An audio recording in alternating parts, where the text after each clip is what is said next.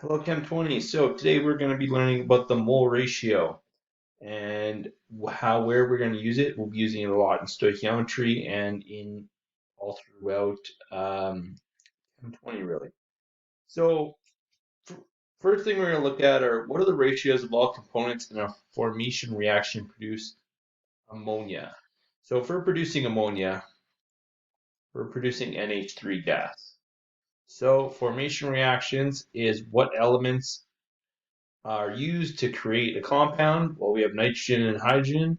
So we have nitrogen and hydrogen. Both of these, if you look on your periodic table, are in the state of a gas.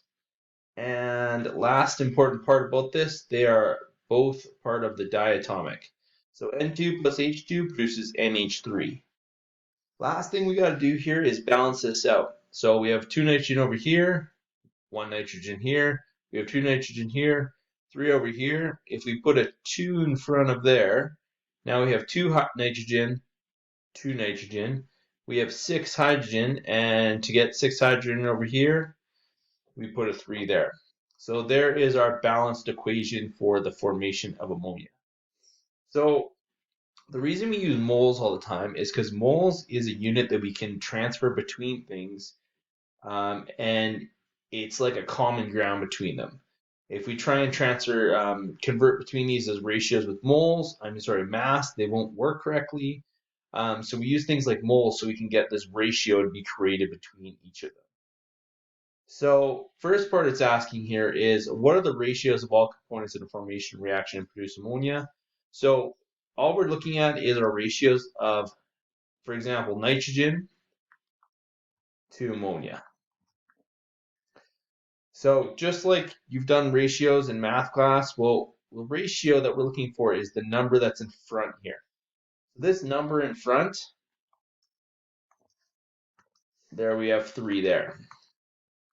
So the first one, nitrogen, has a 1 in front of it, right? We have that imaginary 1. Hydrogen has 3, and ammonia has 2. So the ratio from nitrogen to ammonia is there's 1 for every 2 ammonias. Or how we more commonly write it in our mole ratio, well, there's 1 mole of nitrogen for every 2 moles of ammonia. So if we look at our other ones, we have another ratio. We have nitrogen to hydrogen. So what's our ratio of nitrogen to hydrogen? Well, we already said there's 1 nitrogen. If we look, there's 3 hydrogen for every 1 nitrogen. And we can write that again in how you're more commonly going to see it.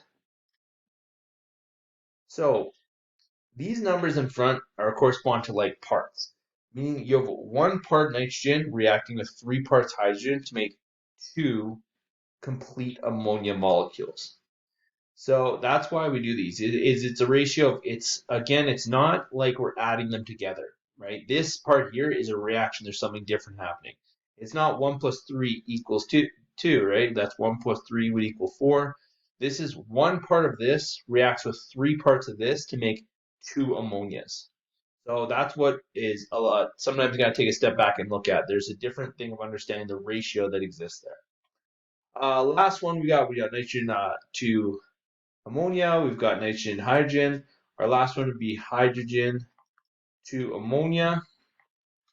And this ratio would be, well, we have 3 hydrogen for every 2 ammonia. So that would be 3 moles of H2 for every 2 moles of NH3. So those are all the different ratios we can get from this reaction. Next part here, what amount in moles of hydrogen is needed to produce 0.68 moles of ammonia, or NH3? So we want to find our N value of H2. First thing we do is we start with what we know. We know that there is 0.068 moles of ammonia, NH3. So to do that, and use the mole ratio, we have to convert this moles to the moles we want. where N is moles, right? So we want moles of hydrogen. So we're going to multiply that times our mole ratio. And we're always going to look for what we want. So this number here, or this value here, is what we should be on the top here. So moles of H2 is what we're looking for. And we already did that above. We have 3 moles of H2, so this is where we get it. We get it right from our formula, and that's why we need to have those chemical equations figured out. And to get what we need, we have to eliminate what we already have. So we have moles of ammonia. And there's 2 moles for every 3. So how I like to look at these things as fractions. And if we have fractions and you have something on the top and the bottom, so I just put this all over 1 because that's what a number is. It's just a fraction over 1, but we ignore the 1 because it's not relevant to us. So if we look here and we look at our units, we have moles of NH3 over moles of NH3. We're going to make this one whole giant fraction and multiply the top there and multiply the bottom.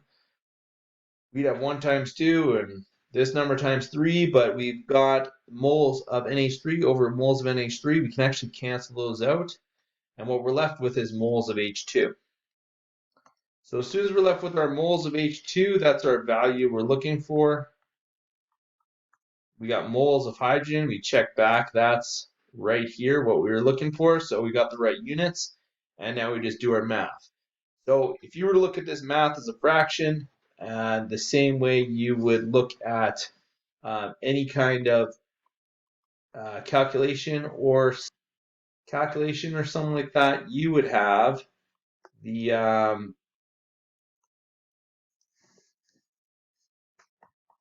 0.068, and we would times it by 3, and we divide that all by 2.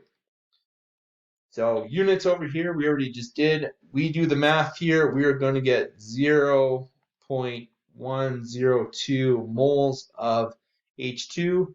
We need 2 sig digs. So we have to write this out as our N of H2 is 0.10 moles of H2. And there's our final answer there. So that's how you do the mole ratio and figuring out how to eliminate what we are looking for. I'm going to do one more small example here. So we did that first one. And if all of a sudden this question instead was asking for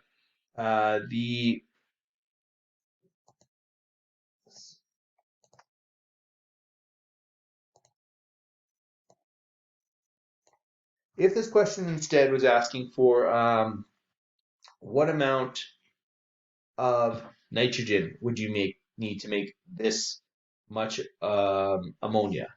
So we would just do, well, how many moles of H2, sorry, how many moles of N2, so we just talked about H2, would we need? Well, we'd start with the same thing. We'd have 0.068 moles of NH3, and we multiply times our mole ratio. We're looking for the moles of N2. So moles of N2, we have 1 mole of N2 for every 3 moles of NH3. So again, same thing as we did over here. We have top and bottom. We can eliminate those moles of NH3, and what we're left with is our moles of N2.